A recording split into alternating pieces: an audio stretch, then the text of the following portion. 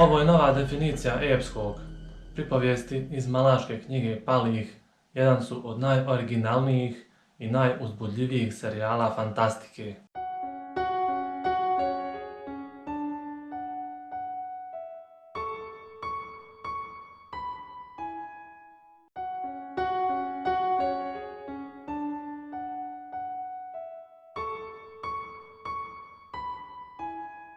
Malaške knjige Palih je serijal epske fantastike kojeg je napisao kanadski pisac Steven Erikson.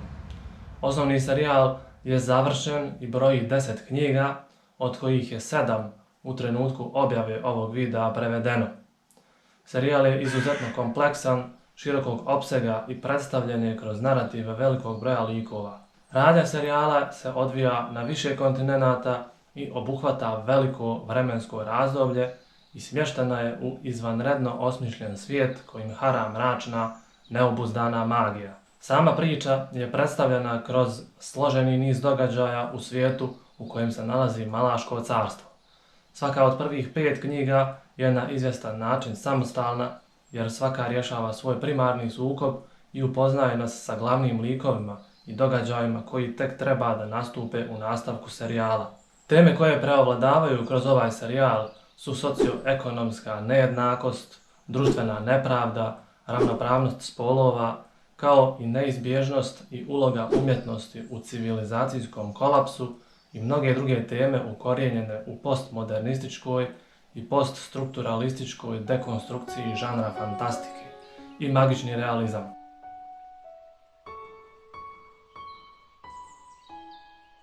Svijet Malazana nema službeno jedinstveno ime. Radi se o planeti koja je po veličini slična Zemlji, ali može biti i da je znatno veća. Fanovi serijala su pokušali da naprave mapu svijeta Malazana i ona izgleda otprilike ovako.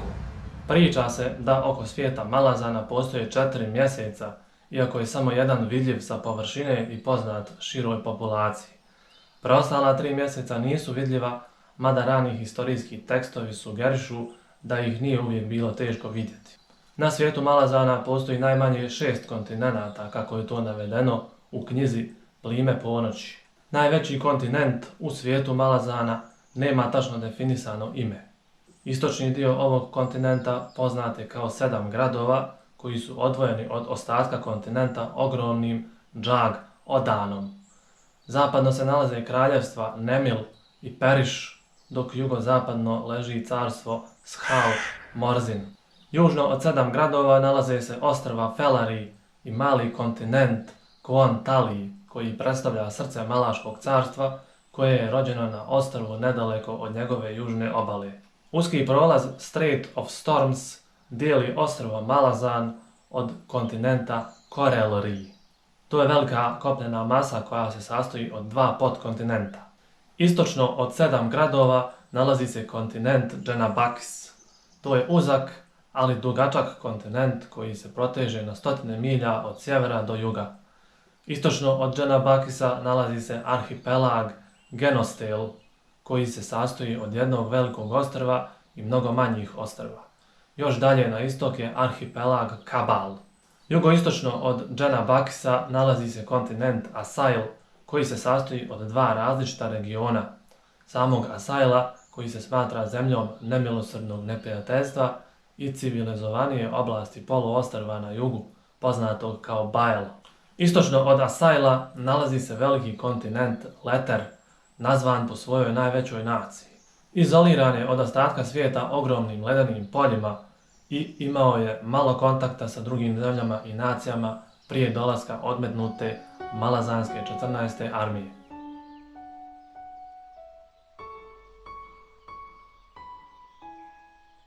Magija u serijalu Malaške knjige Palih podrazumijeva korištenje bogaza koje mogu da koriste čarobnjaci. Zajednički učinci većine bogaza uključuju čaranje predmeta, manje zaciljivanje, eksplozije velikih razmjera i putovanje kroz bogaze na velike udaljenosti u kratkom vremenskom razdoblju. Ostali su učinci specifičniji za svaki bogaz. Na primjer, Tir je bogaz svjetlosti, Telas je bogaz vatre, Serc je bogaz zraka. Specifične upotrebe ovakve magije mogu se razlikovati ovisno o domišljatosti čarobnjaka koji je upotrebljava. Samo manji broj ljudi može koristiti bogaze i to obično mogu koristiti samo jedan, dok visoki čarobnjaci mogu koristiti 2 ili 3 bogaza. Postoje i rijetki izuzeci od ovoga pravila, a jedan od tih izuzetaka je čarobnjak Brzi Ben, koji može da koristi i više od 3 bogaza. Određene starije rase imaju pristup specifičnim bogazima koje može da koristi samo ta rasa. Ovi bogazi su znatno snažniji.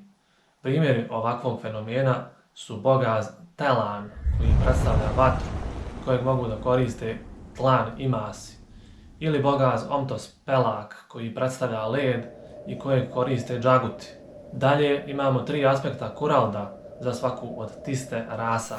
Kurald Galain, koji predstavlja mrak i koriste ga tiste Andiji, Kurald Emorlan, koji predstavlja sjenu i koriste ga tiste Eduri, i Kurald Tirlan, koji predstavlja svjetlost i koriste ga tiste Liosani. Alternativno, osnovni oblik magije predstavlja korištenje ili hvatanje prirodnih duhova zemlje, elemenata, ljudi ili životinja.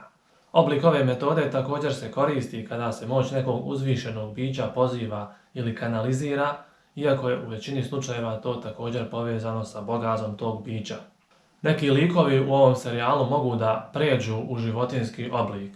Imamo likove koji mogu da se pretvore u jednu životinju, kao što je na primjer Anomander Rake, sin Tame, koji može da se pretvori u zmaja.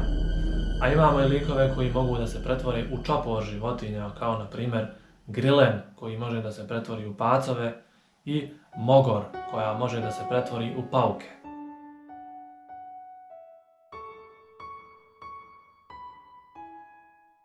Serijal nije ispričan na linearan način. Umjesto toga, pratimo nekoliko priča istovremeno, pri čemu se pojedinačni romani kreću napred-nazad između njih. Kako serijal napreduje, veze između ovih priča postaju sve očiglednije. Shodno tome, kroz Malaške knjige palih pratimo 3 velike priče. Prva priča se odvija na kontinentu Dženabakis, gdje se vojske Malaškog carstva bore za dominaciju sa domaćim gradovima državama. Elitna malaška vojna jedinica, poznata pod nazivom Spaljivači mostova, je u fokusu ove priče, ali kako se radnja odvija, njihovi nekadašnji neprijatelji, tiste Andiji, predvođeni Anomanderom Rakeom, i plaćenici kojima komanduje vojskovođa Kaladan Brood, također ulaze u fokus ove priče. Shodno tome, prvi roman u ovom serijalu, Mjesečevi vrtovi, opisuje pokušaj Malaškog carstva da preuzme kontrolu nad gradom Darudžistanom. Sjećanja na led, treći roman objavljen u serijalu, nastavlja neriješene niti zapleta iz Mjesečevih vrtova, tako što se sada Malaška vojska ujedinjuje sa svojim bivšim neprijateljima kako bi se suočili sa novom, međusobnom prijetnjom poznatom kao Panion Domin. Toll of Hounds, 8. roman u serijalu, nas vraća na Dženabakis nekoliko godina kasnije, kada se javljaju nove prijetnje. Druga priča se odvija na podkontinentu 7 gradova i prikazuje veliki ustanak domorodaca protiv vladavine Malazana.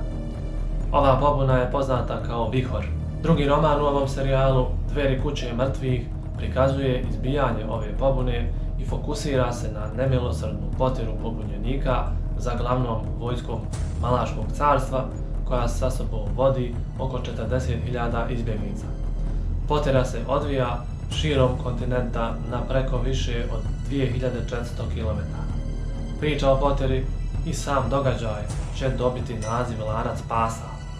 Četvrti roman u serijalu, Kuća lanaca, predstavlja nastavak ove priče sa novopridošlim malaškim pojačanjem 14. armijom koja vodi rat protiv pobunjenika. Podvizi 14.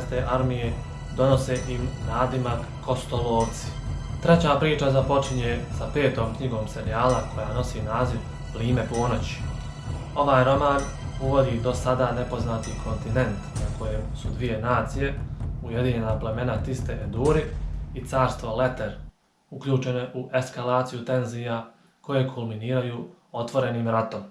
Radnja romana Plime ponoći se odvija istovremeno sa ranijim knjigama u serijalu, a kao referenca na ovu radnju se navodi lik kojeg smo imali priliku upoznati u knjizi Kuća lanaca.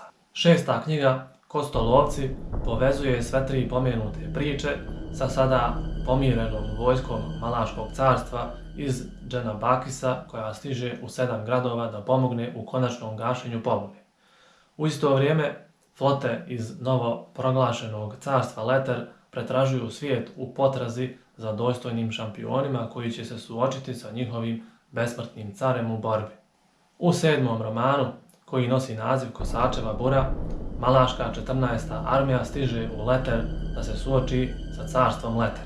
9. i 10. roman Dust of Dreams i The Crippled God nastavlja priču na kontinentu Leter i dovodi je do kraja.